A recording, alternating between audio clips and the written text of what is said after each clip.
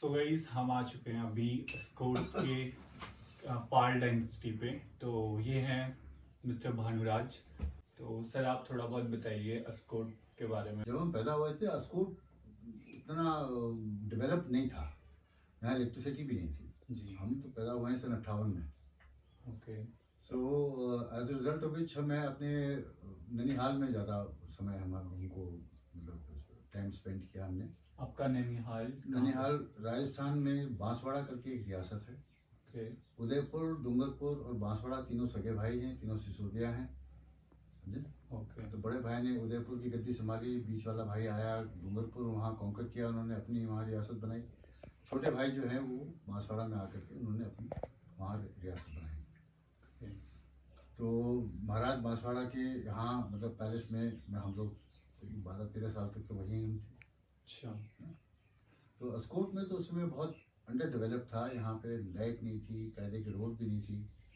और अस्कोट पहुँचने में जब हम लोग आने लगे यहाँ पे तो 3 दिन लगते थे। काठगोदाम से दिन भर चलो, फिर 1-1:30 बजे पहुँचते थे अल्मोड़ा, वहाँ नाइट हॉल्ट। फिर अगले दिन ये कब की बात होगी? 19 ये 60s, 1960 के आसपास। 60 के आसपास, 60 से। और फिर अल्मोड़ा से चलो, सुबह उन दिनों गेट सिस्टम होता था। अच्छा। उसमें बस में एक फर्स्ट क्लास का अलग, आगे का हिस्सा जो है फर्स्ट क्लास का होता था, और पीछे बीच में जाली होती थी, पीछे जनरल क्लास बैठते थे। KMOU की बसें होती थी उन दिनों। अच्छा। तो उसमें आते थे। तो अल्मोड़ा से चले, दिन भर चले, सुबह 4 बजे के बैठे, शाम 7 बजे पिथौरागढ़ पहुँचते थे। ओके। तो पिथौरागढ़ में फिर वहाँ होटल किया, यहाँ भी एकोमोडेशन भी किया, वहाँ रहे। फिर नेक्स्ट मॉर्निंग चलते थे 6 बजे, और 10-1 बजे अस्कोट पहुँचते थे। जब आपकी एज कितनी थी जब आप ननिहाल से अस्कोट पहली बार आए, मतलब वहाँ जाने के बाद? नहीं, तो उस समय तो हम बहुत ही छोटे रहे होंगे यार, कोई 4-5 साल के रहे होंगे। अच्छा, तब आप यहाँ फर्स्ट टाइम आए। उसके बाद जब से आपको मेमोरीज हैं, मतलब तो आपको कितना चेंज लगता है, मतलब पहले से अभी? चेंज तो यार बहुत ज़्यादा है, बिकॉज एक्चुअली मैं आया हूँ यहाँ पे इन द ईयर 85-86 में। ओके। तब से मैं यहीं हूँ। 85-86-90। और इस बिल्डिंग के तो काफ़ी बुरे हाल थे, और मेरे तो बहुत पैसा लग गया इस बिल्डिंग में मेंटेन करने में। 1615 से खड़ी बिल्डिंग है, आप सोचो यार कितने भूचाल झेले हैं इसने, कितने क्या क्रैक्स वगैरह सब आ गए थे, सब दोबारा उधेड़ करके फिर दोबारा बनाना इज़ नॉट ईजी।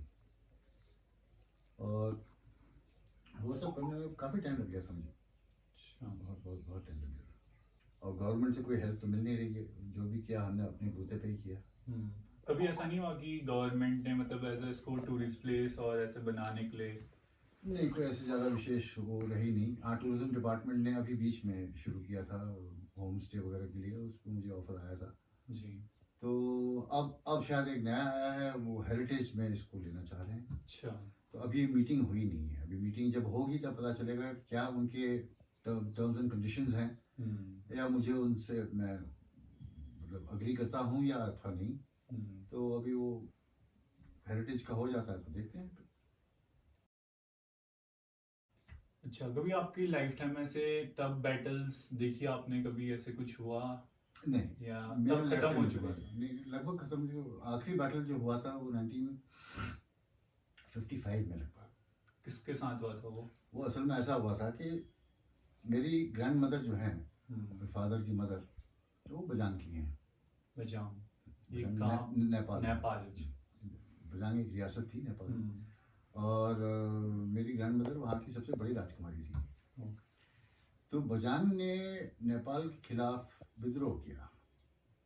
किस चीज़ को लेके? मतलब वो एक राष्ट्र बना रहे थे ना, तो ये अच्छा। अपना इंडिपेंडेंट अपना किंगडम चाह रहे थे। तो उस समय का युद्ध हुआ था, उसको मेरी मदर ने भी देखा था शायद। तो बजांग को मतलब यहाँ संरक्षण दी गई थी, यहाँ उनको हथियार उपलब्ध कराए गए थे, और पूरा उनका कैसे क्या करना है, क्या नहीं, सब प्लानिंग जो है यहीं से हुई थी। अच्छा। लिहाजा कुछ साल के लिए नेपाल ने अस्कोट को बैन कर दिया था, मतलब सामने जहाँ दिख जाए वहाँ गोली मार दो करके। नेपाल से और हाँ नेपाल से, मतलब हाँ, क्योंकि हमने मदद की थी उनको। अच्छा। तो समहाउ बजांग वाले हार गए थे, तो पूरा नेपाल ही में चला गया था बजांग। आपकी मैं एक वीडियो देख रहा था जिस पे आप बता रहे थे कि इंडिया का हिस्सा काली रिवर से बहुत आगे तक था। देखिए ये तो बहुत पुरानी बात है यार। ऐसा है कि हमारे बुजुर्ग जो हैं अभय पाल देव जो यहाँ आए थे जी। वो कत्यूरी वंशज है। हम्म। कत्यूर है बिटवीन बागेश्वर एंड सोमेश्वर। अच्छा। वहाँ उस घाटी में कत्यूरी अंपायर बन पाया। तो एक बहुत महान एक बाबा थे जो कि कैलाश मानसरोवर यात्रा करते थे अक्सर। तो वो गए त्रिलोकपाल देव के पास जो कि अभय पाल देव के पिताजी थे। अच्छा। तो उस समय के महाराज जो थे उनके पास गए कि अपना एक पुत्र प्रदान कर कैलाश मानसरोवर यात्रियों की सुरक्षा के लिए। यहाँ लूटपाट बहुत, ये रास्ता तो यही था कैलाश मानसरोवर का, यहाँ लूटपाट बहुत होती थी। अच्छा। तो कुछ लोग पहुंच भी नहीं पाते थे, यहीं खत्म हो जाते थे, मतलब लूटपाट में कहीं मार डाला काट डाला, मतलब लूट लाट लिया उनको। तो यहाँ काफ़ी ट्राइब्स थी, जंगली ट्राइब्स, खस वगैरह भी थे, और मतलब बहुत ट्राइब्स थी यहाँ छोटी छोटी, क्योंकि ये लूटपाट करती थी। तो अभय पाल देव वहाँ से यहाँ आए मात्र इसलिए कि वो कैलाश मानसरोवर यात्रियों की सुरक्षा वो प्रदान कर सकें। अच्छा, बागेश्वर से इधर है। बागेश्वर कहाँ, नहीं सोमेश्वर, हाँ बागेश्वर सोमेश्वर के बीच में है। अच्छा, वहाँ से यहाँ हाँ। सिर्फ इसलिए ताकि उनको यहाँ भेजा गया है। अच्छा। जब वो यहाँ आए तो उन्होंने यहाँ एक, ये आपका लखनपुर का कांठा है, इसके बीच चमड़े पीछे ना, जो बगड़ियाट से दिखता है सीधा जो पहाड़ है, उसके ऊपर एक किला था नेपाली राजा का। तो उसके ऊपर आक्रमण किया और वहाँ उन्होंने अपना जीत करके उसको खत्म, मतलब करके वहाँ अपना उन्होंने परचम फहराया। तो जो नेपाल राजा की रियासत थी वो पश्चिम नेपाल का बहुत बड़ा इलाका जो है उसके अंदर, अस्कोट के अंडर आ गया फिर। हाँ, पहले उनके अंदर, पहले उनका था वो। तो जब उनको कॉन्कर किया तो वो पूरा इलाका इनका हो गया। तो इसीलिए जो है अस्कोट का जो है, मतलब greater part of western Nepal, जो पश्चिमी नेपाल का बहुत बड़ा हिस्सा जो है वो अस्कोट की रियासत थी। अच्छा। जैसे अभी कुछ टाइम पहले लीपू लेक को लेकर नेपाल की कंट्रोवर्सी तो देखो उस जमाने में क्या हुआ था कि अंग्रेजों का आखिरी युद्ध हुआ था गोरखाओं के साथ, और उस दौरान जब युद्ध खत्म हुआ तो एक सुगौली ट्रीटी ड्राफ्ट की गई थी 1815 में, और साइन की गई 1816 में। वो एक साल का जो समय लगा वो यही इसलिए लगा, देर इसलिए हुई क्योंकि यहाँ के जो महाराज थे उस समय महेंद्रपाल, उन्होंने कहा कि मैं अपना इलाका नेपाल को क्यों दूं। नेपाल तो एक अलग राष्ट्र हो रहा था ना, वो संधि की में उसमें मेंशन्ड है, Nepal was going to be a different country. तो इसीलिए मतलब उन्होंने कहा कि मैं नेपाल को अपनी जमीन क्यों दूं। तो अंग्रेजों का ये कहना था कि उस समय इतना आपका कोई भी सिस्टम जो है इतना आधुनिक नहीं था, मेजरमेंट ये सब, मेजरमेंट वगैरह के लिए। तो उसमें वो कह रहे थे कि मतलब ऐसा आपका इलाका जो है हम डिमार्केट करें, उसमें करीब आप समझो 1-1.5 साल लग जाएगा, समझे ना। और उस 1-1.5 साल के अंतर्गत कहीं जो आप कह रहे हैं आपका है, नेपाली कहेंगे हमारा है, और फिर एक और युद्ध होगा, एक और बवाल होगा ना। इससे बेहतर ये है कि अगर आप वो जमीन दे देते हैं और काली को अपना बॉर्डर लाइन बना लेते हैं right throughout. Kali river will be, मतलब east of Kali will be total Nepal, west of Kali will be Askot. तो उस समय जो है जो काली का सूत्र जो था वो काला पानी से था। फिर बाद में फिर उसके बाद जब हमने देखा था कि वो सूत्र धीरे धीरे सूख रहा था, तो इधर से फिर क्या हुआ कि लिम्पियाधुरा से एक नया सूत्र बना जो कि इसने काली बनाना शुरू किया। अब जब वो सुगौली ट्रीटी हुई थी उस समय हमने जो जमीन दी थी वो आ गया काला पानी था। ये जो आप नीचे रोड देख रहे हैं ये अस्कोट काला पानी पैदल मार्ग है। अच्छा, ये रोड, ये जो नीचे जो रोड मेरे सीढ़ी के नीचे जो है यही सबसे पुरानी रोड है उस जमाने की, जो कैलाश मानसरोवर यात्रा इसी रोड से होती थी। ये बाकी रोड बाद 62 के बाद बनी है, इसमें ये रोड है। ये जो मेरे सीढ़ी के नीचे हाँ। जो रोड जा रही है, यही अस्कोट काला पानी पैदल मार्ग था, वो जो कैलाश मानसरोवर की यात्रा इसी से होती थी। अच्छा। आप समझे? हम्म। तो हमने जो जमीन उनको दी थी काला पानी तक की ही दी थी। काला पानी से जहाँ उसका स्रोत जो है, जहाँ से शुरू होता है काली नदी का जो इसको जो कहते हैं मतलब जो स्टार्टिंग पॉइंट है, वो काला पानी से था। हाँ। तो काला पानी से उधर की जमीन हमने उनको दी थी। तो अब जब वो जमीन हमने उधर की दी थी उनको, तो पूरा नक्शे में मैंने उनको एक्सप्लेन किया था, नक्शा भी बना के उनको दिखाया था मैंने उसमें। तो लिम्पियाधुरा से अब जब वो आ गया, इसका मतलब ये थोड़ी कि कल को कश्मीर से कोई नया सारा सोच रहा है या काली को पकड़ने लगे तो कश्मीर के लिए करोगे, इट मेक्स नो सेंस। तो वो सब समझाया था। जो उस समय जो ट्रीटी हुई थी, काला पानी तक का हमने जो है नेपाल को दिया था 200 वर्ग मील, जिसके एवज में अंग्रेजों ने एज कंपनसेशन 70,000 रुपए अस्कोट रियासत को दिए थे। तो उस टाइम पे जब ये डील हुई थी तो किसी पेपर के थ्रू या कुछ ऐसा हुआ था या बस ऐसे? नहीं, वो सुगौली ट्रीटी में इसका वर्णन इसलिए नहीं होगा क्योंकि Sugauli treaty was between Gorkhas and British. Askot का उसमें कोई रोल नहीं। अच्छा, तो ब्रिटिश लोग के पास तो होगा। ब्रिटिश लोगों ने कहा, हाँ, ब्रिटिश लोगों के पास रिकॉर्ड में होना चाहिए कि मतलब जो है अस्कोट ने 200 वर्ग मील जमीन, उसका कहीं विवरण भी है शायद। हो सकता है हिमालयन गैजेटियर में E.T. एटकिंसन ने उसमें लिखा हो उसमें। अच्छा। शायद कहीं कहीं मैंने देखा है उसका विवरण है कहीं।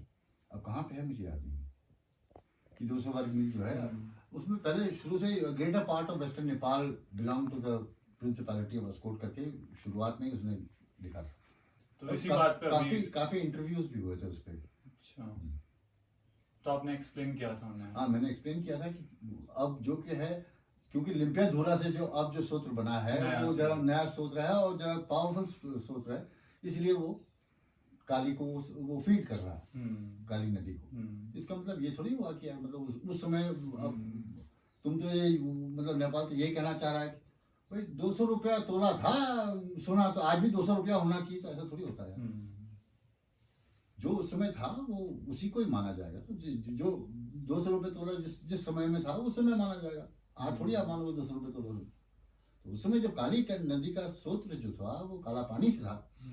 वहाँ काला पानी नाम इसलिए तो पड़ा कि काली नदी का जो है स्रोत, हाँ स्रोत, समझे ना। तो इसीलिए काला पानी उसका नाम पड़ा। काला पानी से निकली तब काली नदी बन गई। अभी जैसे यहाँ पे बहुत सारी टूरिस्ट प्लेस हैं, इसके लिए गवर्नमेंट कुछ वो नहीं करती? मतलब जैसे आदि कैलाश यात्रा हो गई, ओम पर्वत साइड। देखो ऐसा है यार, बस देखो जगह तो बहुत सी हैं यहाँ पे। आदि कैलाश है, ओम पर्वत हो गया, ये सब नारायण आश्रम भी है ना, आपका मुंशियारी भी है। हाँ, है तो बहुत सुंदर जगह। पर सबसे बड़ा प्रॉब्लम क्या है अस्कोट में? ट्रांजिट फ्रॉम दिल्ली टू, कितना लंबा है रास्ता है, 19 घंटे का रास्ता है, कौन आता है? एयरपोर्ट तो है ना पिथौरागढ़, अभी शुरू नहीं हुआ यार। वहाँ अगरबत्ती लगाने के लिए बना रखा है वो एयरपोर्ट। जाते हैं लोग, अगरबत्ती लगाइए, नमस्कार करके चले आए। कौन सी हवाई जहाज चल रहे हैं? प्रॉब्लम सिर्फ ट्रांसपोर्टेशन। हाँ, दिस इज टू फार। मतलब किसी को इतना टाइम नहीं है यार कि ये तो 19 घंटा आके यहाँ पे 3 दिन तो खड़ा घूमता रहेगा वो। इतना घुमावदार रास्ता है। जब तक हमारा एयरपोर्ट नहीं आता है, there is no scope for tourism over here यार। जो बिल्कुल आना ही चाहता है, अब जो भी है, अब देखो कितने लोग जाते हैं नैनीताल। नैनीताल लोगों ने 50 बार देख लिया, फिर भी नैनीताल जा रहे हैं। क्यों? बिकॉज इट इज उसका एक्सेस इजी है, एक्सेसिबिलिटी इज इजियर। अब accessibility to Askot is very difficult. हर एक आदमी जो है, खास करके प्लेन्स के लोग जो है, पहाड़ी रास्ते में तो उल्टी कर करके तो आके बाहर आ जाएंगे। So if most important for us is the airport of Pithoragarh.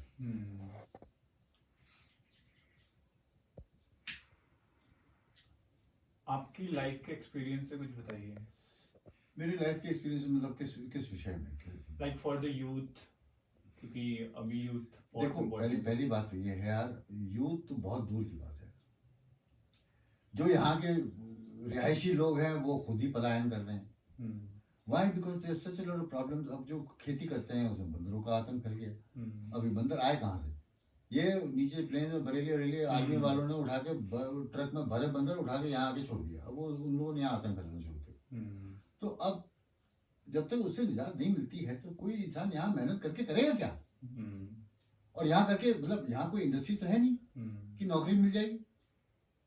जितने आपके यहाँ ज्यादा करके आप जो देखते हैं जिनको नौकरी मिलती है वो आजकल या तो प्राइवेट जॉब कर रहे हैं या फिर फोर्सेस भी जाते हैं, आईटीबीपी, एसएसबी, आर्मी, मतलब नेवी, है ना। अब धीरे धीरे अब प्राइवेट जॉब्स में भी जाने लगे हैं, बट उनको देखो ऐसा है कि जो प्लेन से आता है उसको पहाड़ बहुत सुंदर लगता है। जो पहाड़ से जाता है नीचे, वो यहाँ इतनी बड़ी बिल्डिंग, टोपी मतलब टोपी गिर जाती है ऊंचा देखने वाली, उनको वहाँ चकाचौंध जो है वो ज्यादा अट्रैक्ट करती है। तो as a result of which यहाँ जब बंदरों ने आतंक फैला रखा है, यहाँ कोई कमाए का जरिया नहीं है, तो लोग यहाँ से पलायन कर रहे हैं। तो जो यूथ है वो सब मतलब चाह रहा है कि नौकरी मिले, प्लेन पे गवर्नमेंट जॉब मिल जाए, ये जॉब, तो उसी में लगे रहते हैं। हाँ, ये बात दूसरी है कि बीच में 2003-04 में यहाँ पे तो एज ए रिजल्ट में जो यूथ है वो यहाँ पे रहने में बिल्कुल इंटरेस्टेड नहीं है, बिकॉज यहाँ वही है, एक तो आपके एजुकेशन का प्रॉब्लम है, यहाँ पे आपका हेल्थ मेडिसिनल प्रॉब्लम जो है वो आपका health department is not very कोई उतना विशेष नहीं है। कुछ भी होता है यहाँ तो सीधा हल्द्वानी लेके जाओ, बिल्कुल, है ना। तो ये सब चीज़ें को मतलब देखते हुए जो है people are not interested in staying. वो चाह रहे हैं अपना फ्यूचर बना करके, और जो बना लेते हैं वो फिर वहीं पे मकान ले लेते हैं, वो यहाँ क्यों आएंगे फिर लौट के। तो एज ए रिजल्ट में जो उनके ग्रैंड पेरेंट्स वगैरह जो हैं वो बुढ़ापे में अकेले छूट जाते हैं यहाँ पे। तो इन्हें एक तरह से आप देखते हैं कि अगर पंचेश्वर का डैम आ गया होता तो फिर तो यहाँ मतलब बहुत मतलब इनकम के जरिए हो जाते, फिर लोग बाहर जाते नहीं, फिर यहाँ तो बहुत सी चीज़ें ऐसी हो जाती हैं कि मतलब टूरिज्म के हिसाब से ही, मतलब अगर आप देख लेते तो मैं कुछ नहीं सोचता हूँ, सिर्फ अस्कोट में ही 50 गाड़ियाँ लगी होती है टूरिज्म के लिए।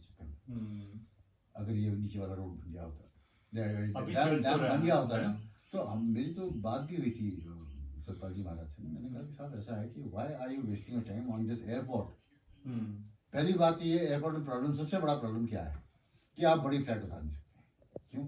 अगर आप बड़ी फ्लाइट उतारेंगे तो आपको नेपाल का एयर स्पेस को वायलेट करके तब जाके आप लैंड करेंगे, तो भी संभव नहीं है।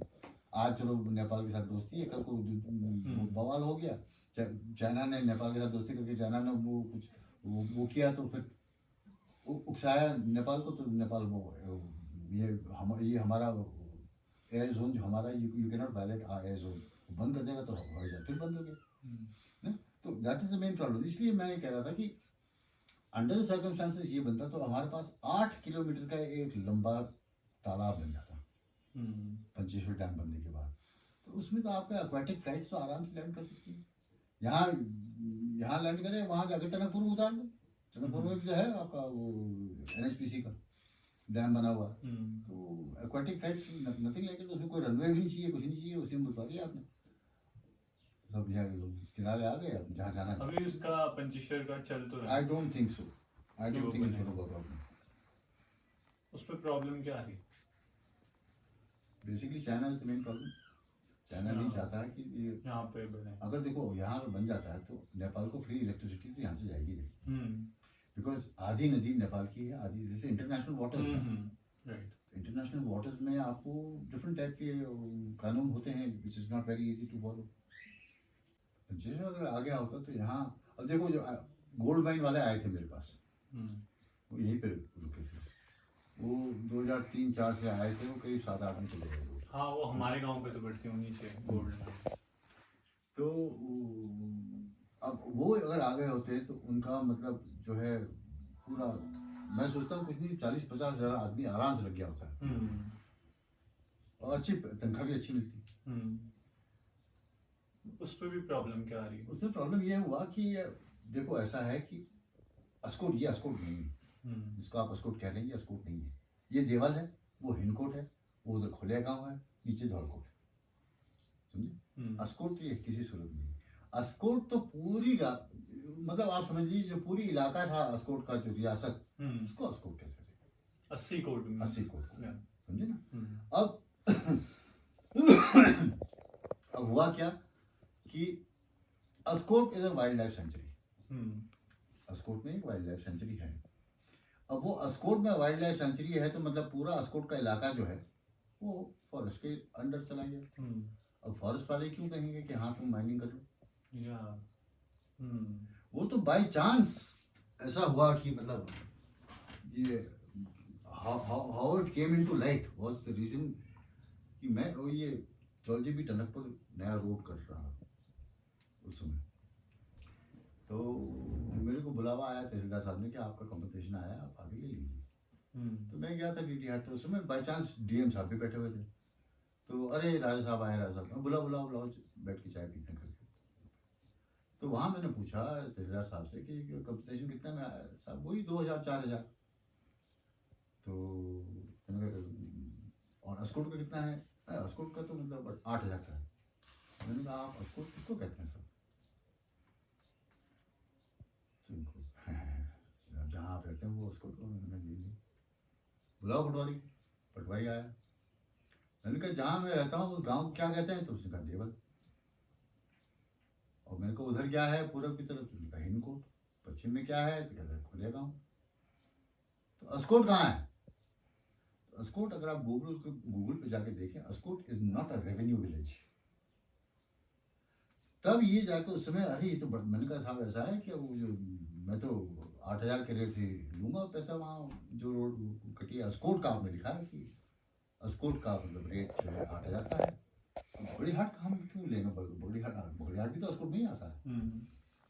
अरे ऐसा मत करना साहब, मेरे से लोग मेरे कपड़े फाड़ देंगे। तो मैंने कहा इसमें कुछ कीजिए। तो डीएम साहब ने कहा ये तो बहुत सीरियस मैटर है बॉस, ये मजाक नहीं है। तो फिर ये डिसाइड हुआ कि ऐसा है कि फिर तब जाके फिर पत्रावली चली सेंटर में जाके, फिर 116 गांव जो है जो आपका वन विभाग से अलग करके जो है तब किया, तब जाके यहाँ पे रोड कटनी लगी। तो उसमें रोड कटना बड़ा मुश्किल हो जा रहा है। जो ये नीचे हाईवे है। हाँ फिर हाईवे तो खैर गवर्नमेंट का था, उसमें तो उसमें कोई दिक्कत नहीं। तो 1962 में बन गया था, चाइनीज एग्रेशन जब हुआ था। अच्छा। चाइना के साथ युद्ध हुआ था उसमें, उसी 62 के बाद ही बना है, 64-65 में। उससे पहले कोई रोड नहीं था यहाँ पे? ये था इस पे गाड़ियाँ चलती थी? ना, गाड़ियाँ नहीं चलती थी, पैदल मार्ग था ये। घोड़िया सड़क कहते थे हम लोग। अच्छा। पिताजी वगैरह घोड़े पे ही जाते थे। पिथौरागढ़ जाना हुआ, धारचूला जाना हुआ, इसी रूट से जाते थे। ये रोड यहीं से ऐसे वो जो मंदिर नहीं है अंगले का, अंगले के बगल से जाकर ऐसे वहां से पीछे जाके नीचे वहां गर्जिया होते हुए जॉर्जी भी मिलता था।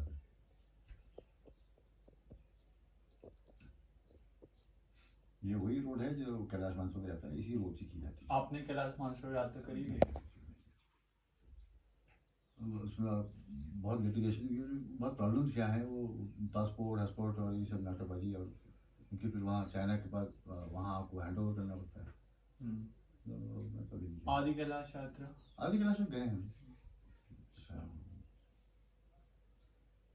वहाँ भी अभी गुंजी का मेला ये ऑर्गेनाइजेशन हुआ था ना? हाँ ये आजकल गुंजी का कुटी का भी होता है। कुटी का इन लोगों को 12 साल में एक बार होता है। अच्छा, कुटी विलेज? हाँ कुटी विलेज में। कुटी जस्ट अबाउट 1 स्टेप फ्रॉम आदि कैलाश। आखिरी मतलब कुटी इज लास्ट विलेज बिफोर आदि कैलाश। मैं गया था लास्ट ईयर वहाँ।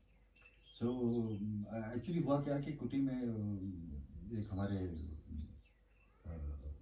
इंजीनियर साहब थे पीडब्ल्यूडी में, कुटियाल साहब, ही फ्रॉम कुटी। उन्होंने कहा था चलिए राज साहब को दिखाते हैं, और आप ही की रियासत थी वो किसी ज़माने में। तो कहा हम खैर वो बुक थी, तो चलिए करके वो काफ़ी पीछे पड़ गए। तो लगा अभी आप क्या करते हैं अभी करंट टाइम पे? अभी करंट टाइम में मैं रिटायर्ड लाइफ लीड कर रहा हूँ। थोड़ा बहुत लिटिगेशन वगैरह है आदमी के साथ, उसी को मतलब चल रहा है। अच्छा, कोई बुक लिख रहे हैं क्या? नहीं यार, लिखने वाले सब ये कितने लोगों ने लिख रखी है। एक ये है, एक ये है, एक ये है अहमद की, एक ये है अहमद की। लोग आते हैं एक कॉपी मेरे पास छोड़ जाते हैं, और फिर डिटेल्स कुछ पूछना आते हैं तो आप बाहर भी रहते थे मैं बीच पे सुना, देहरादून साइड? नहीं नहीं नहीं, मैं ज़्यादातर लखनऊ में रहा हूँ। लखनऊ, हाँ लखनऊ। और मेरी नौकरी थी वहाँ बनारस में। I was working for the Indian airlines. उस समय इंडियन एयरलाइंस थी, फिर उसके बाद मर्ज हो गई वो एयर इंडिया के साथ। उसके पहले छोड़ के आ गया था मैं। अच्छा, आपने एयरलाइंस में काम किया। आपकी एजुकेशन कहाँ से हुई? मैंने शुरुआत की देहरादून से, कर्नल ब्राउन स्कूल से। उसमें कर्नल ब्राउन स्कूल तो बहुत बड़ा इंस्टीट्यूशन हुआ करता था 1961-62 में। अच्छा। उसमें ब्राउन स्कूल वगैरह कुछ विशेष थे नहीं।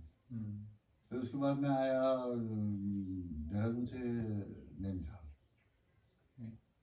सेंट जोसेफ कॉलेज नैनीताल में रहा 2 साल। फिर उसके बाद लखनऊ आ गया, लामार्ट ने, वहाँ से फिर क्रिश्चियन कॉलेज से मैंने ग्रेजुएशन की।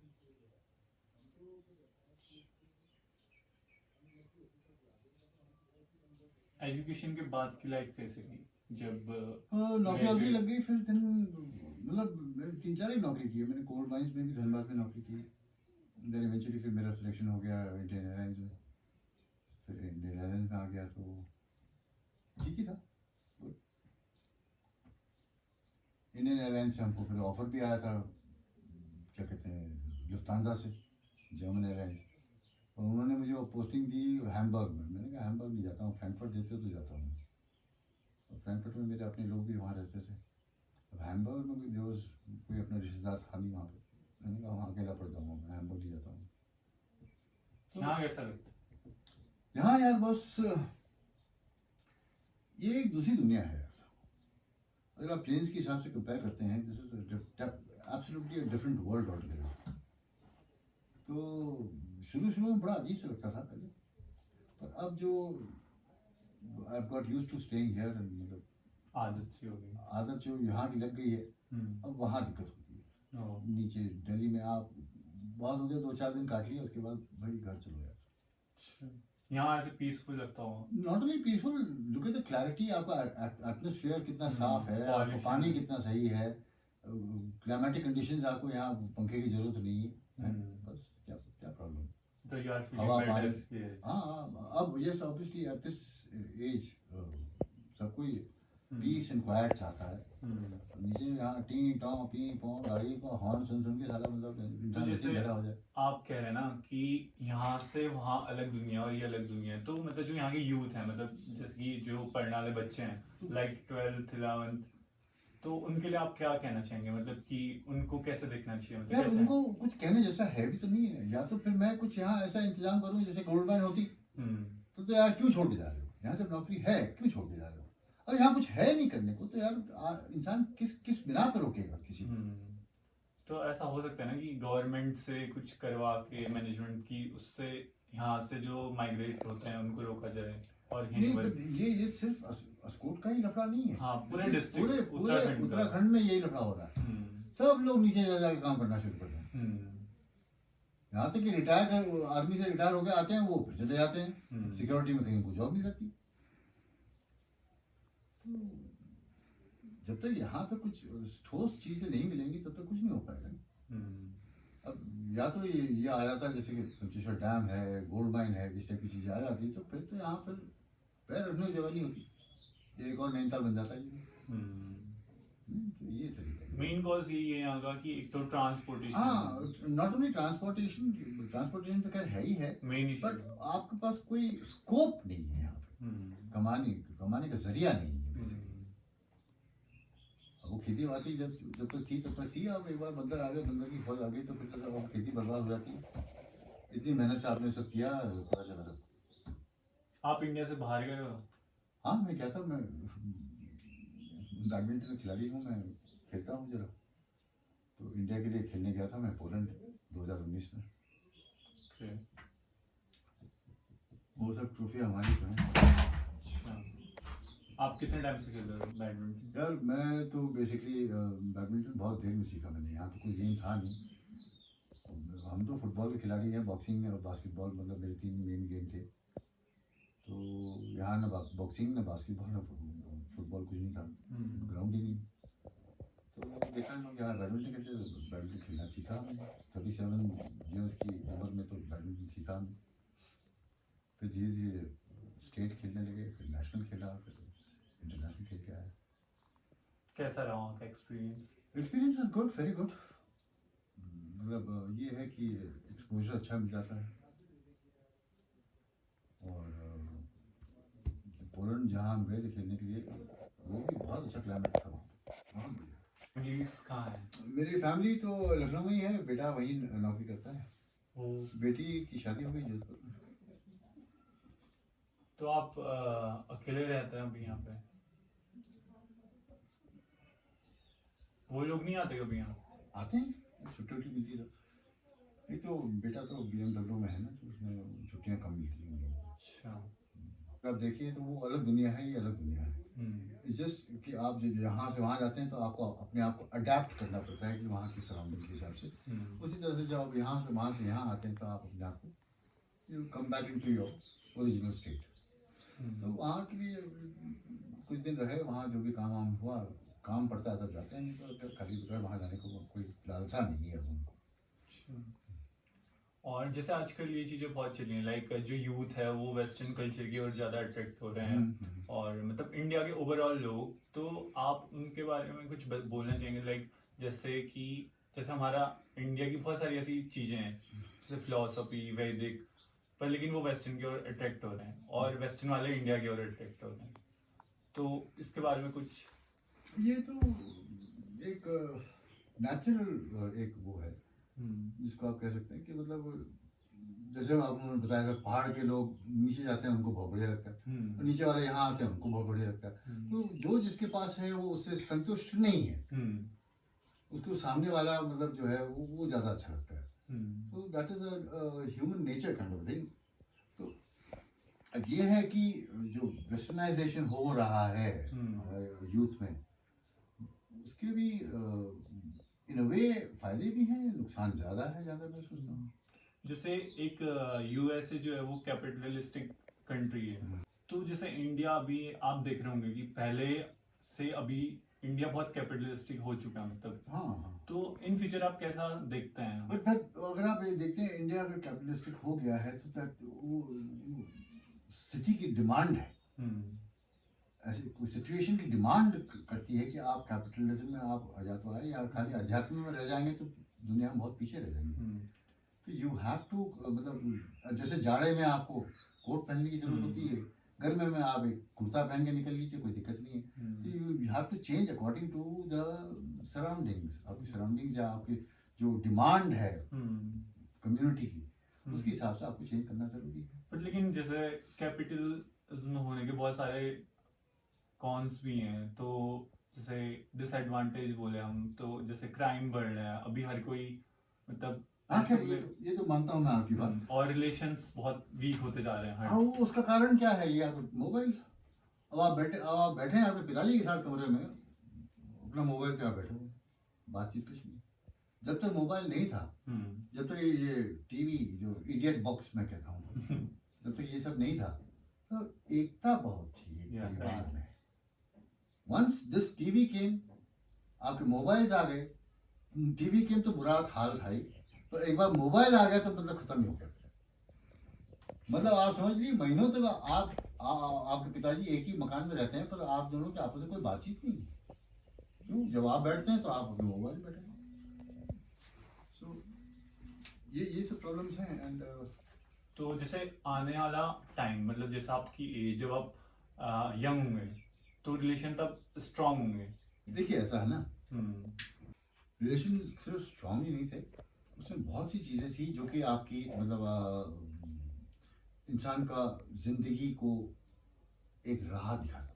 क्योंकि उन दिनों ये टीवी था नहीं, मोबाइल था नहीं, तो इंसान पढ़ता था, नॉवेल्स पढ़ता था या अध्यात्म की चीज़ें पढ़ता था, तो उससे कुछ सीखने को मिलती थी।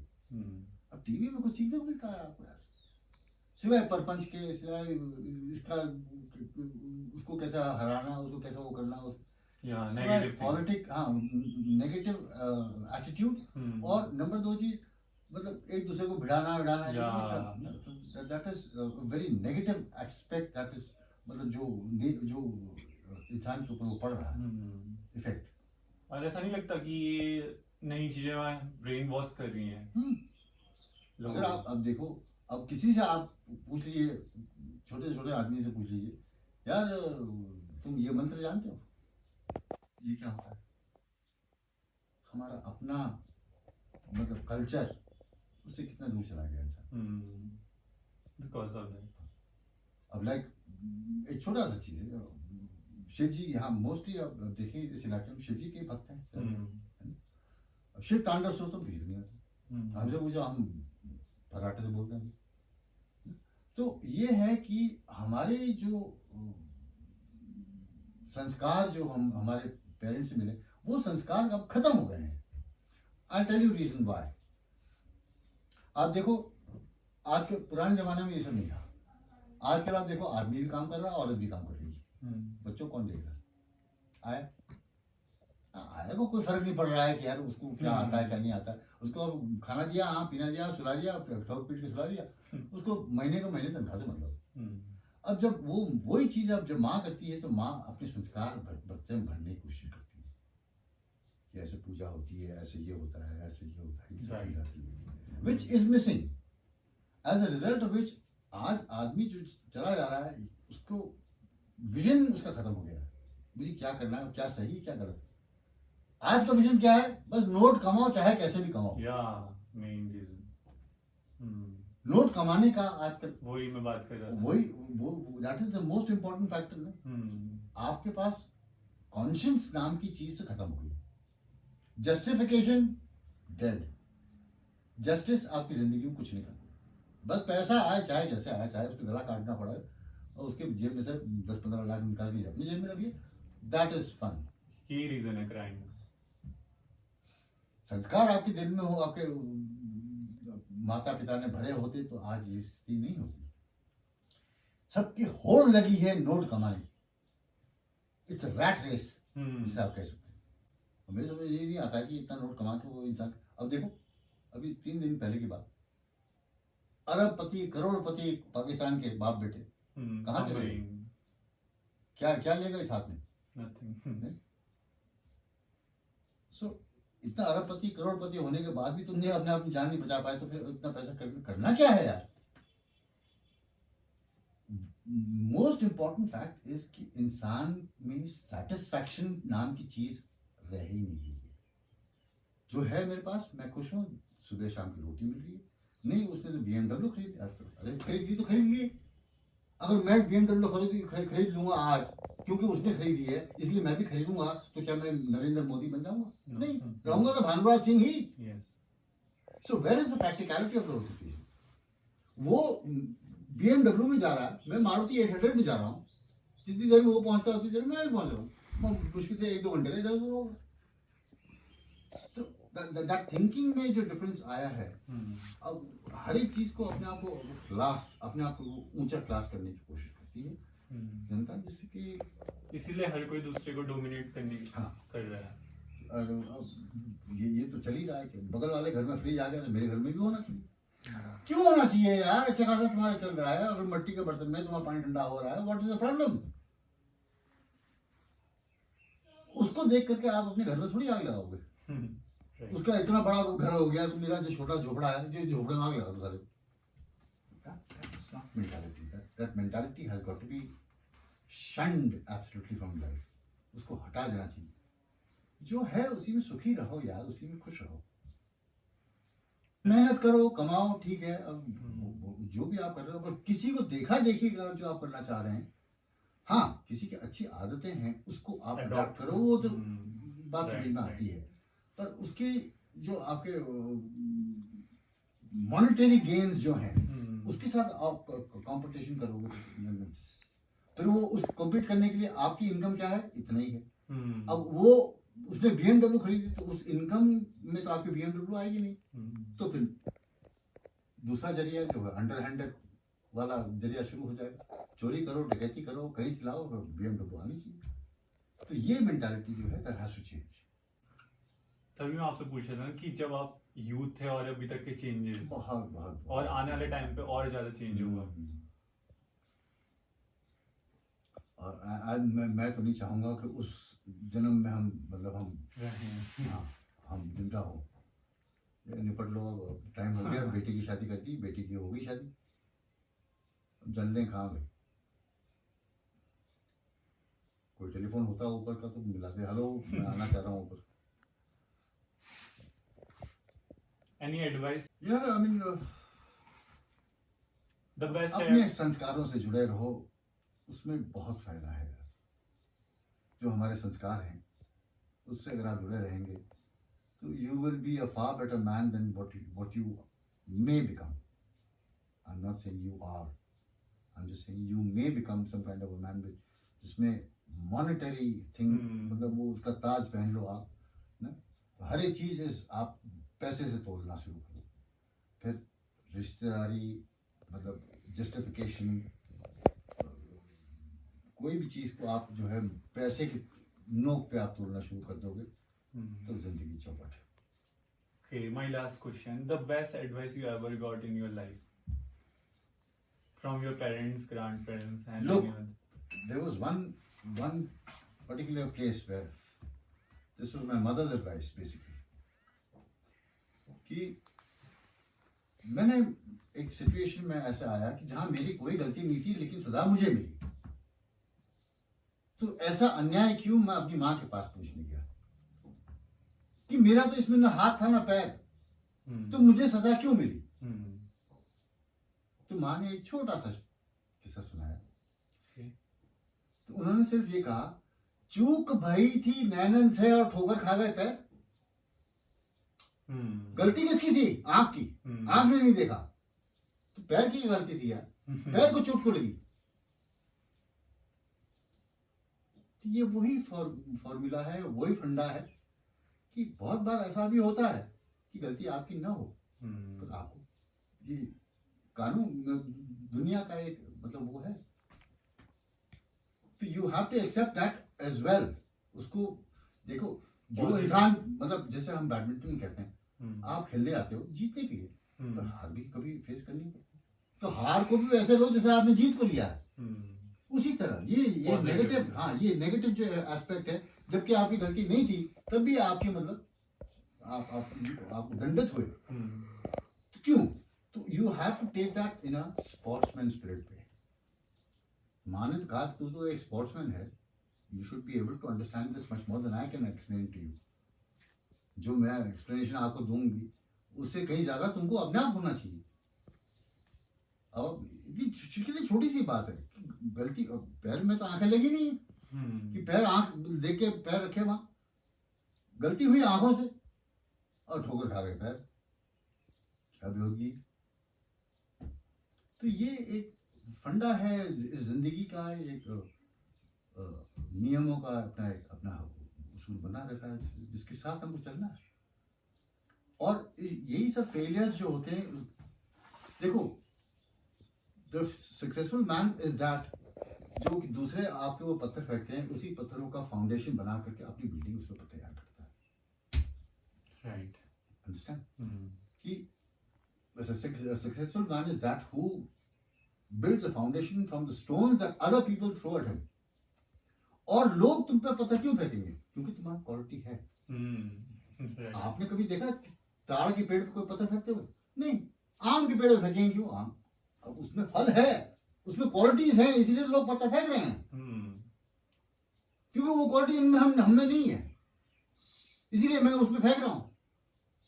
अब जो बिल्कुल नंगा पेड़ खड़ा है उसमें कोई पत्थर फेंकते आपने किसी को देखा? नहीं। तो आपके वो क्वालिटी होगी तब तो लोग आप पे पत्थर फेंकेंगे, और उन्हीं पत्थरों को लेकर के आप अपना फाउंडेशन बनाओ और उसी पे अपना मकान बनाकर तैयार करो आलीशान। That is success in life. यार ज्यादा आध्यात्मिक हो गया ये। Thank you so much, sorry, but ऐसे ही है। Thank you so much.